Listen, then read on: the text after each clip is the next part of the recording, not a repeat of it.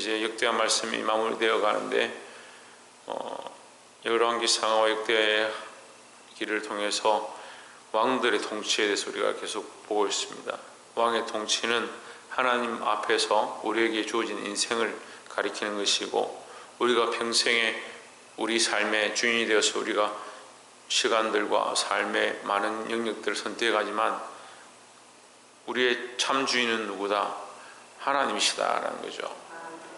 그것을 잊어버리면 왕된 권위 자체가 잘못되어지게 되는 겁니다. 그래서 오늘 여기 세워져 있는 왕들도 결국 하나님을 잊어버림으로 말미암아 멸망하게 되어지는 그 모습을 기록하고 있습니다. 36장 1절에 보면 국민이 요시아의 아들 여호아스를 세워 그 부친을 대신하여 예루살렘에서 왕을 삼으니, 여호아스 대신에 여호아스가 왕으로 세워집니다. 이래 여호아스가 위에 나아갈 때 나이 23세더라. 저가 예루살렘에서 지리한 지 석 달에 했습니다.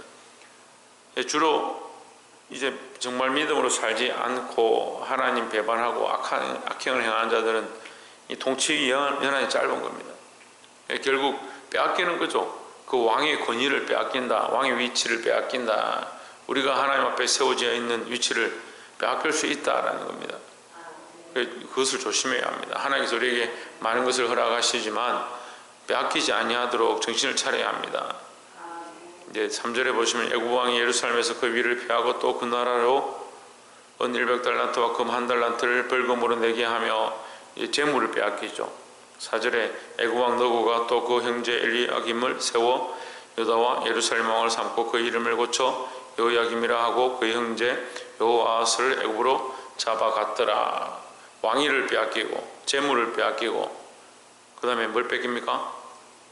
이름을 빼앗기는 겁니다. 우리의 이름을 빼앗겨버렸다. 이름을 빼앗겨버리면 다 빼앗긴 거죠. 우리나라가 일제 통치를 받을 때 이름을 다 바꿔버렸어요. 일본 이름을 쓰는 거죠. 한국 사람 이름을 쓰지 못하게 하고 민족 정신을 말살시키고, 그리고 일본 말을 모르는 사람들은 이름을 다 단순하게 지어버리는 거예요. 그 이름을 빼앗는 것은 정신을 빼앗는 것이고, 우리가 이 창세기부터 계속 말씀을 보면 세워진 이름들이 있는 겁니다. 너는 이제 아브라함이라 하지 말라 아브라함이라 할 것이다. 이름을 바꾸는 겁니다. 하나님 앞에 하나님이 기뻐하신 이름으로 세웠는데 그 이름을 빼앗는 거예요. 하나님이 세워주신 이름들을 빼앗아버린다. 우리는 하나님 앞에 불려질 이름들이 있습니다. 우리는 하나님의 백성이고 하나님의 자녀인데, 하나님의 백성이고 하나님의 자녀의 이름을 빼앗기면 안 된다. 그리스도인이라는 이름을 빼앗기면 안 된다라는 겁니다. 이것을 믿음으로 지키시기를 주의 이름으로 축원합니다. 5절에 여호야김이 위에 나아갈 때 나이 25세라. 예루살렘에서 11년을 지리하며 그 하나님 여호와 보시기에 악을 행하였더라. 그 악을 행함으로 6절에 바벨론 왕 느부갓네살이 올라와서 치고 저를 쇠사슬로 결박하여 바벨론으로 잡아가고 있습니다. 이제 유다가 패역함으로 말미암아 애굽 왕이 와서 빼앗았는데 이제 안 되니까, 애굽 왕이 와서 쳤는데 그래도 안 되니까 바벨론 왕이 이제 쳐들어오는 겁니다. 근데 바벨론 왕은 더 강하죠. 치는 것 끝나는 게 아니고 7절에 보시면 느부갓네살이 또 여호와의 전 기구들을 바벨론으로 가져가고 바벨론에 있는 자가 자기 산당에 두었더라. 이것뿐만 아니라 뒤에 기록된 게 뭐냐? 성전을 헐고 예루살렘 벽까지 다 허물어 버리고 해파해 버렸다. 그런데도 정신을 안 차리죠. 8절에 보시면 그의 통치가 어떻게 했는데 도대체 이렇게 하느냐. 8절에 여호야김의 남은 사적과 그 행한 모든 가정한 일과 그 심술이 이스라엘과 유다 열왕기에 기록되니라 했습니다.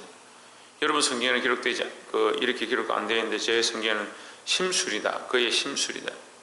우리 마음의 이 악한 생각들, 폐역한 일들, 이거 고쳐야 되는 거예요. 그 심술로 말미암아 더 어떻게 하느냐? 하나님 앞에 더 가증하게 한다. 더 폐역한 일들을 행한다. 7절에 보시면 여호야긴이 위에 나아갈 때 나이 8세라 예루살렘에서 석 달 열흘을 지리하며 여호와 보시기에 악을 행하였더라. 8살밖에 안 됐는데 어떻게 하느냐? 여호와 보시기에 악을 행하는 겁니다. 그 부모가 그랬고 그 형제가 그랬고 그의 자식이 그랬고 계속 뭐 어떻게 하느냐? 여호와 보시기에 악을 행하는 겁니다. 하나님 우리에게 인생을 허락하셨습니다. 누구나 다 믿음으로 선택할 기회를 주셨습니다. 하나님 알만한 은혜를 주셨습니다. 여러분 이 믿음을 잊어버리면 안 되는 거예요. 빼앗기지 않도록 하나님 앞에 악함을 제하고 믿음으로 끝까지 사시기를 주의 이름으로 축원합니다. 또한 두 번째는 11절에 시드기야가 위에 나아갈 때에 나이 21세라 예루살렘에서 11년을 지리하며 12절 그 하나님 여호와 보시기에 악을 행하고 선지자 예레미야가 여호와의 말씀으로 일러도 그의 앞에서 겸비치 아니하며 했습니다. 이제 점점 어떻게 되느냐? 이 말씀 자체를 듣지 않는다. 저도 걱정되는 부분들이 하나 있습니다. 이 성도들에게 말씀을 계속 일러주고 계속 가르치는데 이제는 조금 이렇게 말했으면 잘 안 듣는 거예요. 계속 두 번, 세 번 가르치고 또 책망하고 이렇게 하면 조금 듣기 시작해요. 그래서 걱정되는 게 이게 뭐 10년, 20년, 30년 되고 나면 말씀을 아무리 얘기해도 다 아는데 뭐 전에 들었던 말씀인데 그럴까 봐 걱정되는 거예요. 그런 사람들이 있었고 그런 현상들이 일어났었기 때문에 걱정하는 겁니다. 말씀을 들으면 그 앞에 겸비해야 하고 사람 앞에 보는 게 아니고 사람의 말로 듣는 게 아니고 하나님 말씀으로 듣고 하나님 앞에 그 하나님 앞에서 겸비하지 아니하였으며 성경이 기록하고 있으니까 사람 앞에 겸비하는 게 아니에요. 하나님 앞에서 우리가 정신을 차리고 겸비해야 된다라는 겁니다.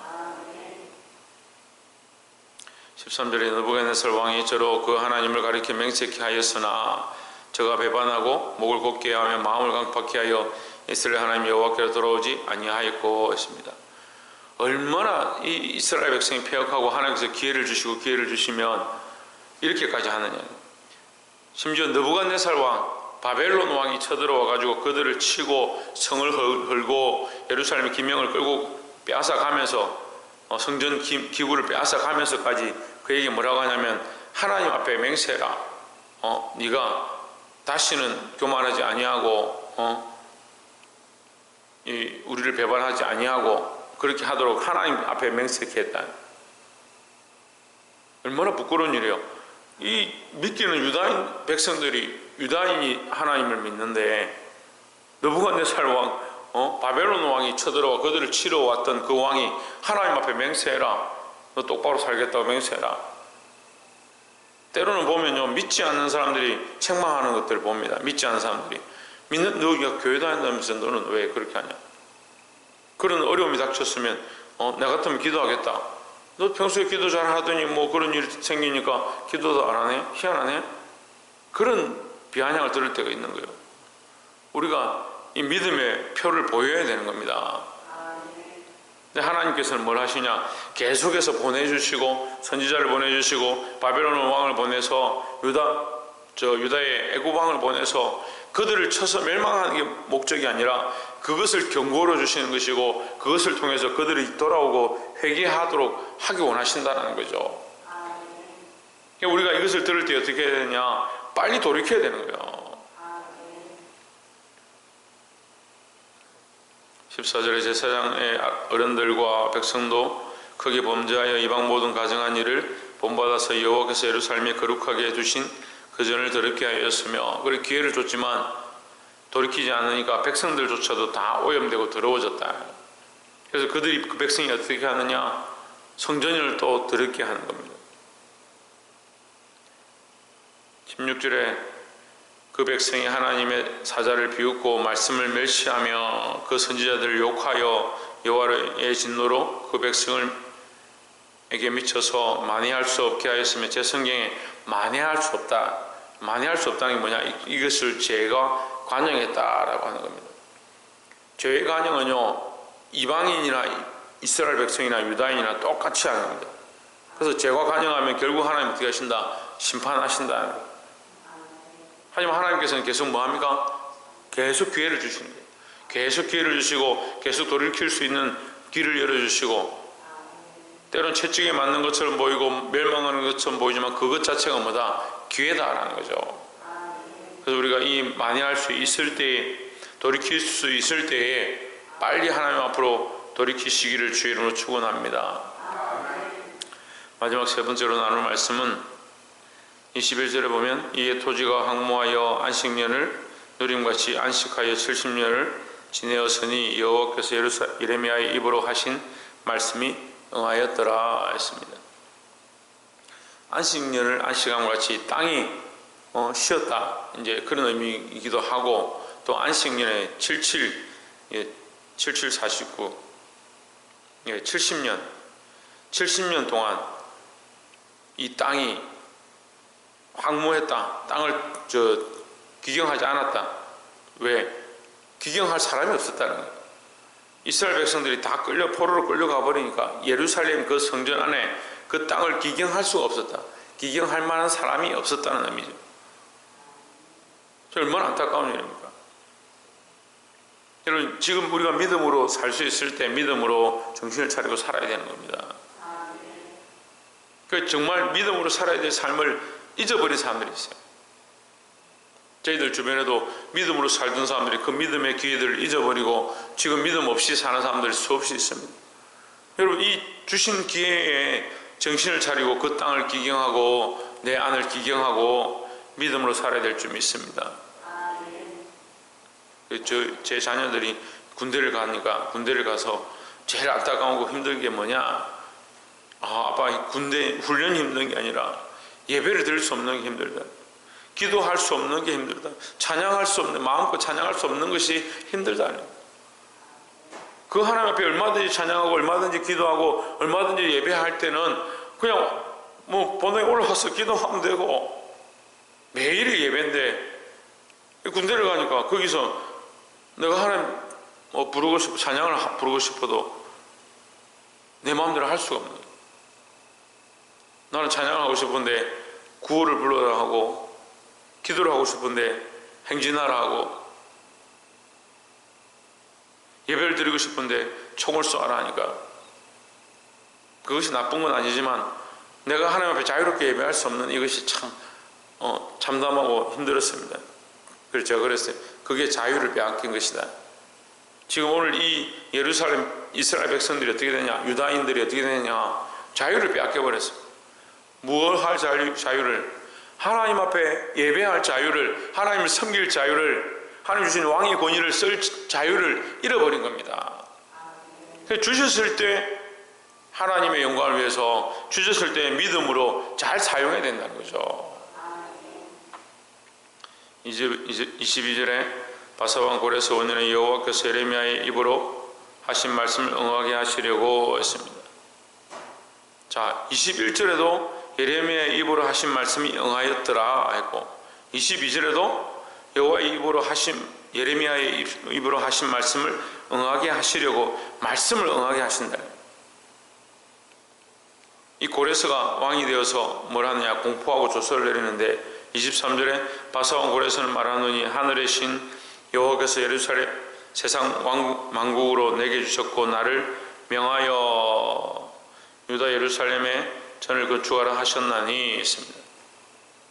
하나님 말씀이 반드시 응한다, 이루어진다라는 겁니다.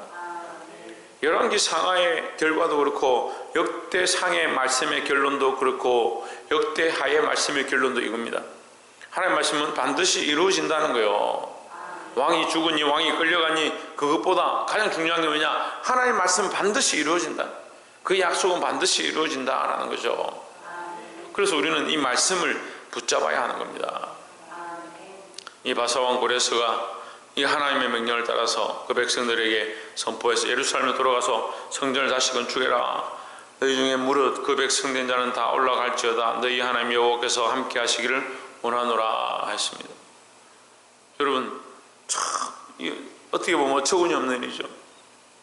이스라엘 백성들이 믿음으로 살아서 자기 집을 지키고 예루살렘 성전을 지키고 하나님 앞에 예배하는 하나님의 전을 지키고 그렇게 해야 되는데 그걸 빼앗기고 오히려 고레스의 바사왕이 그들에게 너는 올라가서 하나님의 전을 건축해라, 너희 고향으로 돌아가서 하나님 앞에 예배해라, 그렇게 할 때까지 기다려야 했습니다. 왜 그렇습니까? 빼앗겼습니다. 왜 빼앗겼습니까? 불순종함으로 빼앗겼습니다. 그래서 하나님은 계속 여전히 이 36장 말씀에도 뭘 하고 계시냐, 우리에게 기회를 주시고 돌이키길 원하시고 또한 징벌하시고 나서도 다시 회복해 하기를 원하신다라는 겁니다. 말씀을 맺겠습니다. 하나님은 여전하십니다. 여전히 변치 아니하시고 그 말씀대로 이루어지게 하길 원하십니다. 그럼 우리가 어디로 돌아가야 되겠습니까? 말씀으로 돌아가야 되고 하나님께로 돌아가야 합니다. 내 생각으로 돌아가는 이 습관들을 내 삶으로 다시 돌아가고 내 습관대로 돌아가고 내가 하고 싶은 대로 돌아가는 이 습관들을 고쳐내고 끊어내고 하나님의 말씀 앞으로 다시 돌아와야 한다라는 겁니다. 사랑하는 성도 여러분, 이 말씀이 항상 이루어짐을 기억하고 말씀 앞으로 돌아오고 하나님 앞으로 돌아와서 그 앞에서는 저와 여러분의 삶이 되어지기를 주의 이름으로 축복합니다. 기도하겠습니다.